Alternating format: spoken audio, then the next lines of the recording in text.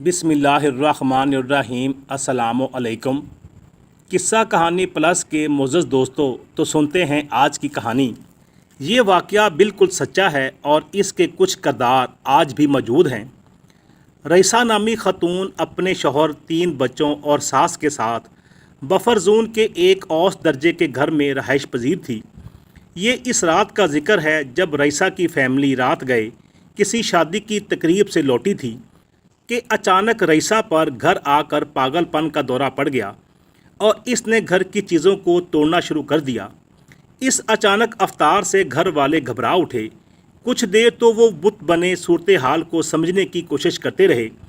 Bill आखिर बड़े बेटे जबरान ने माँ को टोका, अम्मी प्लीज़ बंद करें, आप क्या कर रही हैं? आप क्यों चीज़ों को इधर उधर गिरा रही हैं? हम सबको बहुत थकन हो रही है, हमें सोना है। हाँ भाई रईसा साहबा, मुझे भी नींद आ रही है, चलो सोने चलते हैं, इनके शौहर इमरान ने सोफ़े से उठते हुए कहा, जबकि काशान और युसरा आंखों में थकन और नींद का खुमार लिए खामोशी से सब कुछ देख रहे थे। काफ़ी तोड़ फोड़ के बाद जब बेहुरमती की नीयत से स्टैंड को जिस पर कुरान पाक पड़ा था, इसे रईसा ने उठाया और नीचे छोड़ने ही वाली थी तो इमरान ने लपक कर इसे झपट लिया और गुस्से से आग बगोला होते हुए चिल्लाया, ये क्या मजाक है रईसा, होश में आओ, पागल तो नहीं हो गई?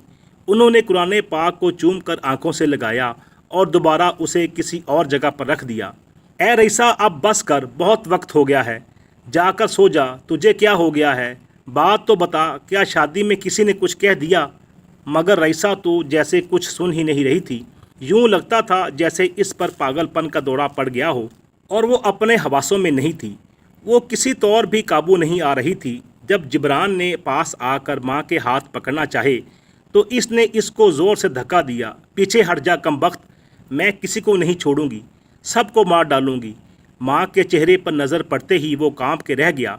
इनका चेहरा खौफनाक हद तक बिगड़ गया था, जिसे देखकर डर सा लग रहा था।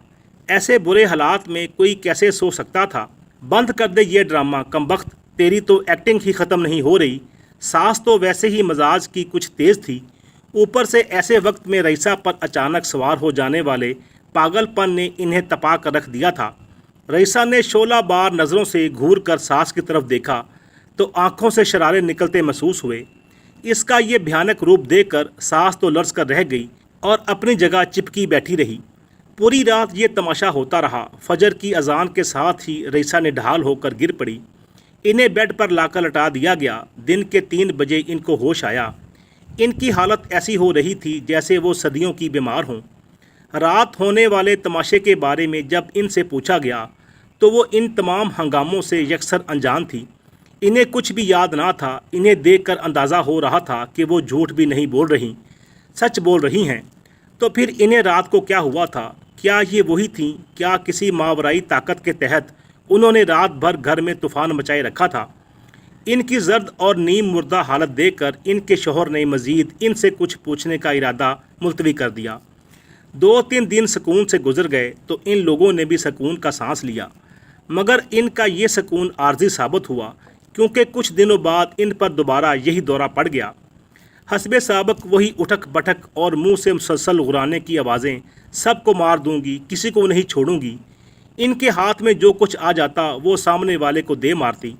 इनके शोर शराबे की आवाज़ सुनकर नीचे से मालिक मकान की बीवी आ गई। वो इनका बिफरा हुआ अंदाज़ और मुंह से निकलने वाली तकरार सुनकर कहने लगी, अरे भाई, इन्हें तो किसी अच्छे अमल को दिखाओ, देख नहीं रहे इनकी हालत क्या हो रही है? ऐसी बात नहीं है बाजी, हम इन्हें किसी नफसियाती डॉक्टर के पास लेकर जाएंगे, लगता है दिमाग को कोई असर हो गया है। रईसा के शौहर वैसे भी पीर फ़कीर को नहीं मानते थे। इनके नज़दीक रईसा को साइको प्रॉब्लम हो गई थी। मालिक मकान की बीवी ने मज़ीद कुछ कहना मुनासिब ना समझा कि इनकी अपनी मर्ज़ी है, जो चाहे करें। इनके जाने के कुछ देर बाद रईसा ने ढाल होकर गिरी और बेहोश हो गई। अब तो अक्सर ही ऐसा होने लगा था। हर 2-3 दिन के बाद रईसा पर दौरा पड़ जाता था। इस बीच जब इसकी हालत बेहतर हुई तो तब उन्होंने इसे दिमागी डॉक्टर को भी दिखाया, मगर दौरों में फिर भी कोई कमी ना आई, बल्कि इन दौरों की शिद्दत अब दिन ब दिन मज़ीद होती जा रही थी। अब इनके घर से मचने वाले शोर शराबे की आवाज़ों से आसपास के घरों के लोग भी डिस्टर्ब होने लगे थे। ان کے گھر کے سامنے ایک فیملی رہتی تھی، ان کا آستانوں اور درگاہوں پر آنا جانا رہتا تھا۔ 2 میاں بیوی اور ایک ان کا بیٹا تھا جس کا نام علی تھا۔ علی جبران کا دوست تھا۔ ایک روز علی نے جبران سے کہا، یار تمہارے گھر سے بہت بھیانک آوازیں آتی ہیں، خیریت تو ہے؟ آخر وہ کون ہے جو اتنی بری طرح سے شور مچاتا ہے؟ اس پر جبران نے علی کو اپنے گھر میں ہونے والی امی کی کیفیت بتائی۔ علی کہنے لگا، تمہارے کہنے کے مطابق آنٹی کو تم لوگوں نے دماغی ڈاکٹر کو بھی دکھایا، مگر ان کے دوروں میں کوئی کمی نہیں آئی۔ تم مانو یا نہ مانو جبران، مجھے تو یہ کوئی اور ہی معاملہ لگ رہا ہے۔ تم میرے ساتھ آستانے پر چلو، میں تمہیں اپنے مرشد صاحب سے ملواتا ہوں، دیکھنا کیسے تمہارا مسئلہ حل ہو جائے گا۔ علی نے پر یقین لہجے میں کہا، یار ابو نہیں مانیں گے، ابو کو بابا اور پیر فقیر بس شعبدہ باز لگتے ہیں، سب روپے پیسے بٹورنے کا کام معلوم ہوتے ہیں۔ تم کہو تو میں انکل سے بات کروں؟ نہیں یار، مجھے پتہ ہے ابو نہیں مانیں گے۔ ٹھیک ہے انکل نہیں مانیں گے، پر تم کیا کہتے ہو؟ کیا تمہیں بھی انکل کی طرح ان باتوں پر اور جنات وغیرہ پر یقین نہیں؟ مجھے تو جنات کے وجود پر یقین ہے، پر ابو ان باتوں کے قائل نہیں، تو میں کیا کہہ سکتا ہوں؟ جبران نیم رضامند تھا، مگر اپنے ابو کی وجہ سے ہچکچا رہا تھا۔ اچھا تم ایسا کرو، میرے ساتھ چل کر مرشد سے ملاقات کرو، اس سلسلے میں وہ کیا کہتے ہیں، پھر تمہیں جو مناسب لگے گا وہ کرنا۔ جبران کو علی کا مشورہ بہتر لگا، چنانچہ وہ علی کے ساتھ ان کے مرشد کے پاس جانے پر راضی ہو گیا۔ علی جبران کو آستانے لے کر پہنچا تو وہاں کافی رش تھا، بہت سے لوگ اپنے مسئلے مسائل لے کر آئے ہوئے تھے۔ علی اور جبران بھی ایک طرف بیٹھ گئے۔ کچھ دیر بعد علی اور جبران مرشد صاحب کے سامنے بیٹھے تھے۔ یہ بزرگ باریش اور پر نور چہرے کے مالک تھے۔ جبران کے منہ سے الفاظ نہیں نکل رہے تھے۔ علی نے ان کے ساتھ ہونے والی پریشانی کا پورا حال مرشد صاحب کے سامنے پیش کر دیا۔ مرشد صاحب خاموشی سے سنتے رہے۔ پوری بات سننے کے بعد بولے، آپ کی والدہ کو جب دورہ پڑ جائے، چاہے دن کا وقت ہو یا رات کا وقت، آپ انہیں کسی بھی طرح سے قابو کر کے میرے یہاں آستانے پر لے آئیں، باقی ہم خود دیکھ لیں گے، انشاءاللہ اللہ تعالیٰ سب کچھ بہتر کریں گے۔ علی اور جبران دونوں گھر واپس آ گئے۔ جبران مرشد صاحب سے بہت متاثر ہوا تھا۔ علی نے کہا، دیکھنا یہ مسئلہ مرشد صاحب کیسے چٹکیوں میں حل کر دیں گے۔ علی نے چٹکی بجاتے ہوئے کہا۔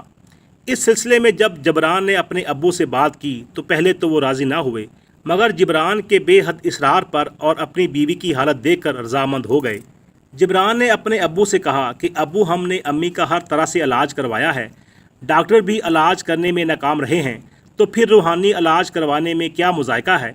ہمیں ایک بار ان سے بھی رجوع کرنا چاہیے، ہو سکتا ہے بلکہ مجھے یقین ہے کہ امی کا علاج ہو جائے گا۔ ٹھیک ہے بیٹا، پھر جیسے تمہاری مرضی۔ حسب معمول جیسے ہی رئیسہ کو دوبارہ دورہ پڑا، یہ لوگ اسے زبردستی ٹیکسی میں ڈال کر آستانے پر لے آئے۔ یہ لوگ کس طرح قابو کر کے لائے یہ تو ایک الگ ہی کہانی ہے۔ خیر، ان لوگوں نے ان کے دوپٹے سے ان کے ہاتھ پشت پر باندھ دیے۔ اپنے آپ کو دوپٹے کی قید سے آزاد کرانے کے لیے رئیسہ مسلسل جدوجہد کر رہی تھی۔ اس کے منہ سے بڑی بڑی گراہٹیں نکل رہی تھیں، آنکھیں تو ایسے تھیں جیسے لال انگارے دہک رہے ہوں۔ یہ ہرگز رئیسہ نہیں لگ رہی تھی، یہ تو کوئی اور ہی چیز تھی۔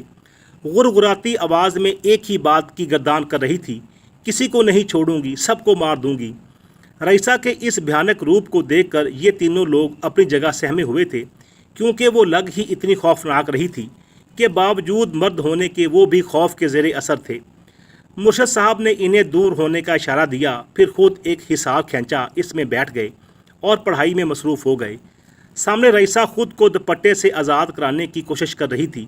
مرشد صاحب کے مراقبے میں جاتے ہی وہ ایک جھٹکے سے سیدھی ہوئی اور وہ مرشد صاحب کو بھیانک طریقے سے گھورنے لگی۔ پھر غرا کر بولی، دیکھ تو درمیان سے ہٹ جا، یہ میرا اور اس عورت کا معاملہ ہے، تیری میری کوئی دشمنی نہیں، اس لیے تو پیچھے ہٹ جا، ورنہ میں تجھے بھی نہیں چھوڑوں گی۔ اب براہ راست وہ مرشد صاحب سے مخاطب تھی۔ دشمنی تو واقعی میری تجھ سے نہیں، مگر اس عورت کو ستانے اور پریشان کرنے کی وجہ بتا۔ آخر تو کیوں تنگ کر رہی ہے؟ اس عورت نے تیرا کیا بگاڑا ہے؟ اس عورت نے میرے بچے کی جان لی ہے، میں اسے نہیں چھوڑوں گی۔ میرے چھوٹے سے بچے کو بے قصور مارا ہے تو میں اسے کیسے چھوڑ دوں؟ جیسے میرا بچہ تڑپ تڑپ کر مرا ہے، میں اسے بھی تڑپا تڑپا کر ماروں گی۔ پوری بات بتا، آخر ہوا کیا تھا؟ اس دوران میں یہ تینوں لوگ حیرانی سے مرشد صاحب اور رئیسہ کے اندر موجود غیر مرئی مخلوق کے درمیان ہونے والی گفتگو سن رہے تھے۔ कमरे में ऐसी खामोशी छाई हुई थी कि सुई भी गिरती तो आवाज़ आती। रईसा पर हावी होने वाली शय दरअसल एक जिन्नी थी जो अपने बच्चों के साथ गंदी गली में बसेरा किए हुए थी। ये इस दिन की बात है जब इन लोगों की रात गए वापसी हुई थी। इस दौरान ही जिन्नी अपने 3 बच्चों के साथ सो चुकी थी। ये लोग खुश गप्पियों में मसरूफ़ बातें करते हुए आ रहे थे। सब आगे बढ़ गए थे। अनजाने में रईसा का पाँव इस जिन्नी के सबसे छोटे बच्चे के गले पर पड़ गया, जिससे वो बच्चा मौके पर ही तड़प तड़प कर हलाक हो गया। अपने बच्चे की अंदोनात हलाकत पर वो जिन्नी बफर गई। बस इसी दिन से वो जिन्नी रईसा को अजीतें दे रही थी। सारी बात सुनने के बाद मुर्शिद साहब गोया हुए, तुम्हारे बच्चे के मरने का हमें बेहद अफसोस है। ये जो कुछ भी हुआ अनजाने में हुआ, जानकर नहीं किया गया। जिस जगह तुम्हारा बसेरा है इस जगह से इनका आना जाना है। अगर तुम अपनी ज़ाहरी हालत में होती तो ये लोग भी एहतियात से काम लेते। जब तुम किसी को नज़र ही नहीं आ रही थी तो फिर किसी को क्या मालूम कि इनके रास्ते में कौन है। इन्हें तुम लोग नज़र नहीं आए, इसलिए ये लोग वहाँ से गुजर गए और अनजाने में इस औरत के पाँव की जद में तुम्हारा बच्चा आ गया। इसका हरगिज़ तुम्हारे बच्चे की जान लेने का इरादा ना था। ये जो कुछ भी हुआ है बेखबरी में हुआ है, तुम इसे माफ़ कर दो। नहीं, हरगिज़ नहीं, मैं इसे किसी सूरत माफ़ नहीं करूँगी। जैसे इसने मेरे बच्चे की जान ली है, मैं भी इसकी और इसके बच्चों की जान लूँगी। तो तू ऐसे नहीं मानेगी। मुर्शिद साहब को तो जलाल आ गया। उन्होंने अपनी पढ़ाई तेज़ कर दी।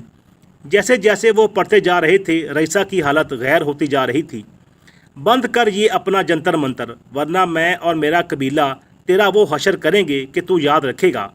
मगर मुर्शिद साहब इसकी धमकी में आए बगैर विरद करते जा रहे थे। कुछ देर गुजरी थी कि रईसा बहुत बुरी तरह तड़पने लगी। अच्छा, मैं इसका पीछा छोड़ने के लिए तैयार हूँ, तू अपना अमल रोक दे। तुझे तेरे रब का वास्ता, मुझे तकलीफ़ हो रही है। इसकी अजियत में डूबी आवाज़ कमरे में गूंज रही थी। यूँ लग रहा था जैसे इसे किसी ने आग में डाल दिया हो। तकलीफ़ की शिद्दत से बेहाल होकर वो जिन्नी अब मिन्नत समाजत पर उतर आई थी। जिन्नी ने अजियत भरी आवाज़ में कहा, आप जैसा कहेंगे मैं वैसा करने को तैयार हूँ। तो फिर तू इस औरत को सताना छोड़ दे और चली जा।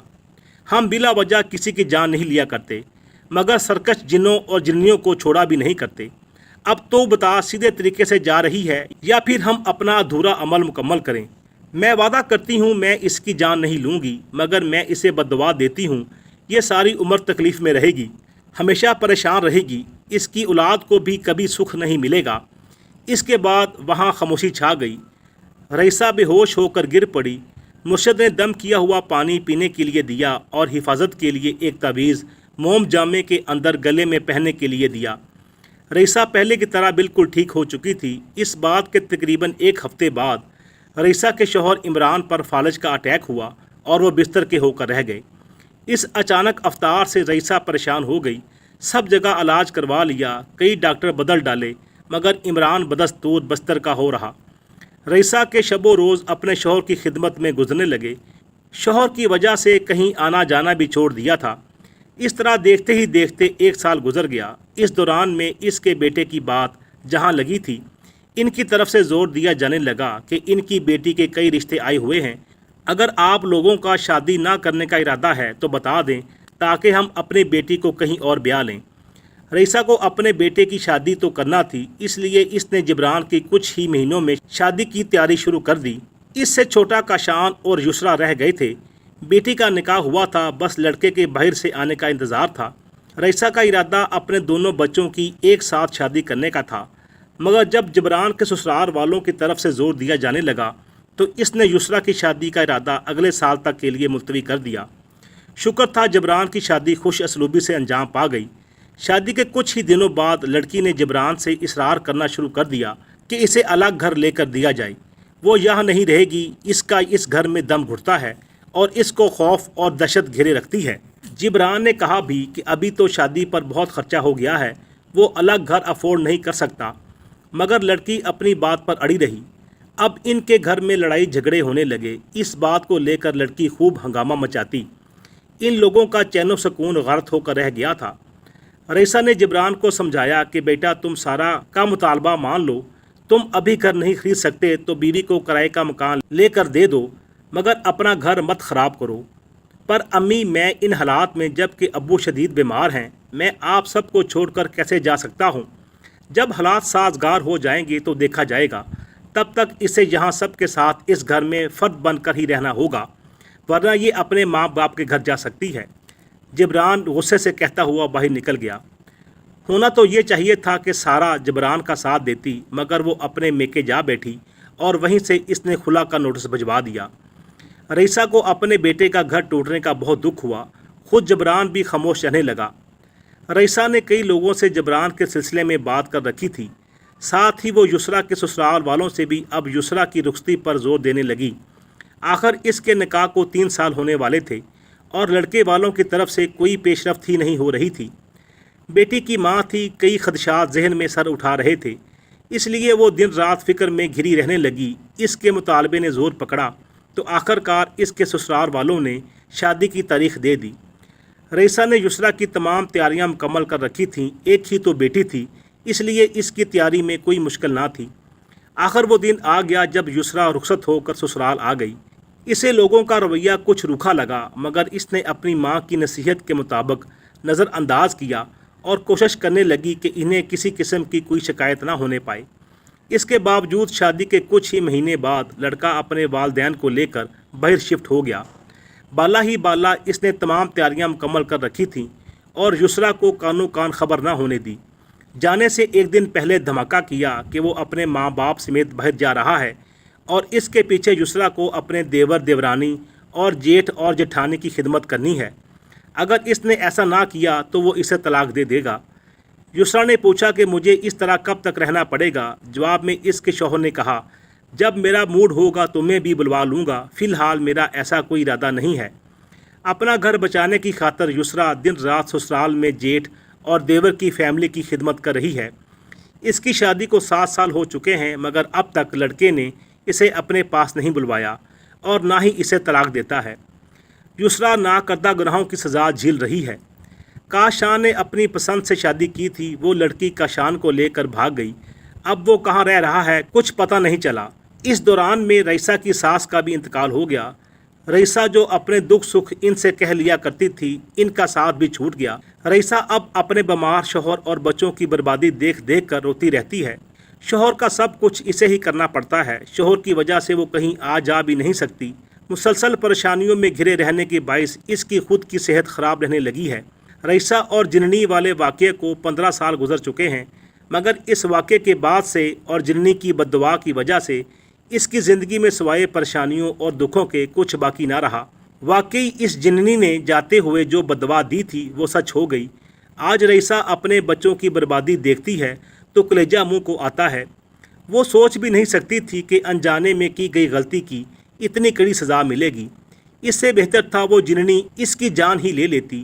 یہ خیال اس کے ذہن میں گردش کرتا رہتا ہے، کم از کم مر کر تو وہ سکون میں رہتی۔ یوں روز روز کے مرنے سے ایک دفعہ کا مرنا ہی بہتر تھا۔ ہماری تو یہی دعا ہے کہ اللہ تعالیٰ رئیسہ کی تمام پریشانیاں دور کرے اور ایسے شیطانی جنات اور ان کے انتقام سے ہر ایک کو اپنے حفظ و امان میں رکھے۔